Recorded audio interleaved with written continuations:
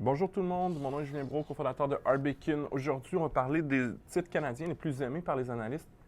C'est une idée qui m'est venue en lisant le Globe and Mail.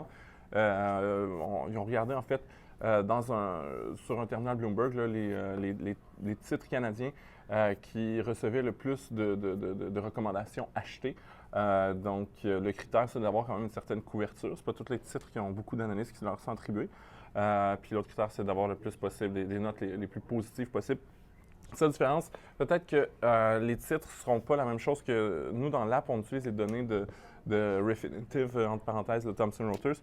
Eux, ils se sont fiés sur Bloomberg, mais essentiellement, c'est les mêmes analystes. Donc, il y a peut-être des analystes qui ne sont pas répertoriés ou qui ne travaillent pas dans l'univers Refinitiv, Thomson Reuters, qui travaillent sur Bloomberg, mais le 80% des gens, c'est les mêmes analystes et ils sont notés dans les deux systèmes.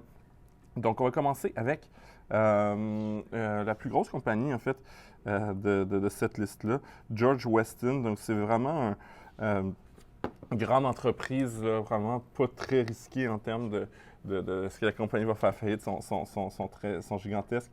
Si on regarde George Weston, c'est une entreprise que vous connaissez sûrement, là. Ils sont partout. Si vous avez déjà été chez Pharmaprix, vous étiez dans une des entreprises contrôlées par le groupe George Weston, qui est une Pharmaprix est en division de Loblaw. Sinon, l'épicerie Loblaw, Provigo.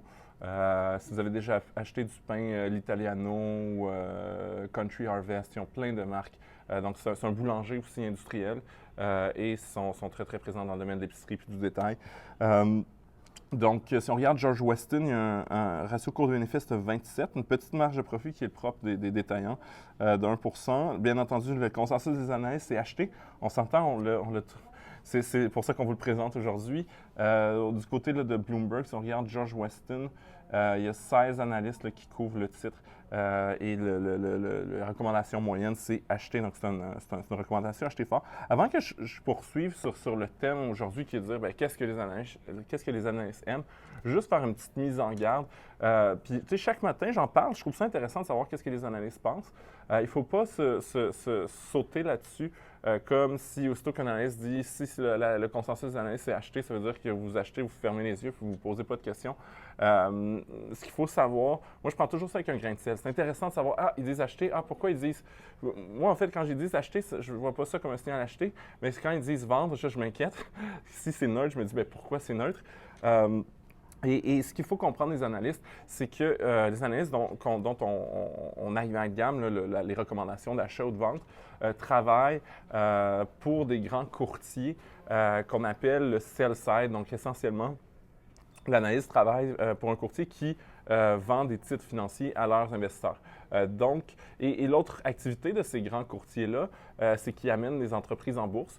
Donc, il y a un peu un conflit d'intérêts. Eux, ils ont intérêt à amener des entreprises en bourse, avoir des analystes qui les couvrent, qui disent c'est une compagnie merveilleuse, et après ça, de prendre ça et d'aller le vendre à leurs investisseurs en disant hey, voici, c'est une compagnie merveilleuse. C'est sûr que, si on regarde là, les recommandations d'achat en général, c'est toujours positif. C'est très rare les gens qui disent il faut vendre ou sont négatifs. Donc, on oscille souvent entre neutre et acheter. Donc, déjà, il faut comprendre que quand la recommandation est neutre, elle est probablement négative. Donc, il faut se poser des questions. Les autres, ils ont un intérêt à dire acheter. Si elle est neutre, ça veut dire quelque chose de négatif. L'autre chose aussi, c'est qu'il faut comprendre cette réalité-là, que c'est très commercial comme réalité. Des fois, il y a des titres qui sont peu couverts, qui vont juste être couverts par les gens qui ont un intérêt à ce qu'ils gagnent. Mais c'est quand même intéressant. Moi, je le considère. C'est pour ça qu'il est sur Arbekin aussi. Analyste, bien entendu, acheter. Recommandation des analystes, acheter. Capitalisation boursière de 16 milliards, puis avec en plus un dividende de 1,75 %. Donc, ça, c'est la grosse compagnie, là, ce qu'on pourrait dire blue chip, entre guillemets, là, qui veut dire une grosse compagnie relativement sûre. Sinon, c'est les plus petites compagnies qui sont ressorties. L'autre, c'est Parex, donc PXT. Plus petite capitalisation, on parle de 2,82 milliards. Essentiellement, c'est une entreprise qui fait de l'exploration pétrolière en Colombie. Donc, je pense qu'ils exploitent du pétrole essentiellement en Colombie. Ils sont basés en Alberta, donc c'est une société publique canadienne. Bien entendu, le consensus des analystes, c'est acheté. marge de profit à 48 et un ratio coût-bénéfice à 5. Donc là, on parle d'une compagnie, c'est pas juste d'exploration, ils font d'exploitation de pétrole parce qu'ils font du profit et on paye vraiment pas cher pour la compagnie. Ensuite, on a deux trucs extrêmement positifs pour un investisseur ici. Là. On voit que les analystes disent que c'est génial. On voit qu'on paye vraiment, vraiment pas cher pour l'entreprise. En général, quand je vois un ratio coût-bénéfice à 5, je me dis, mais pourquoi l'entreprise est aussi peu chère? Il y a probablement des gros problèmes dedans et ça me fait peur. Là, ça me donne envie de faire plus de recherches. Je n'achèterai pas ça sur les seules bases de 2 informations. Après ça, il faut aller étudier leurs états financiers, regarder qu'est-ce que l'entreprise fait, d'où ses revenus viennent. Concrètement, donc si on regarde, on a quand même un price to sales ratio, donc ratio cours-vente. Donc tout ça est intéressant. Revenu de 1,11 milliard. Donc à date, là, tout ce que je vois, ça semble vraiment intéressant à rechercher. C'est sûr que quand on investit dans une entreprise qui fait de l'exploitation pétrolière, on est très dépendant du prix du baril de pétrole. Si le prix du baril de pétrole descend en dessous d'un certain seuil, la compagnie commence à perdre l'argent. Donc, allons voir le troisième que j'avais mentionné. C'était quoi le troisième? C'est AG Growth International. C'est une entreprise de Winnipeg. Et là, il faut que je retrouve le symbole boursier parce que le nom est trop long. AG Growth. AG Growth AFN. AFN. Donc, compagnie Winnipeg, pas très sexy. Essentiellement, ils produisent des commodités utiles dans l'agriculture.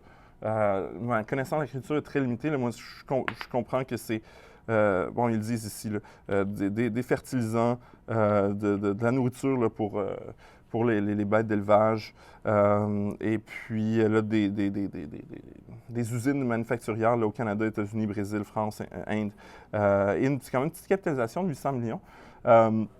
Ratio coût-bénéfice quand même beaucoup plus cher à 30, donc 6 fois plus cher que l'autre entreprise qu'on a vue. Un beau dividende à 5,2 bien entendu, consensus des analystes est à acheter.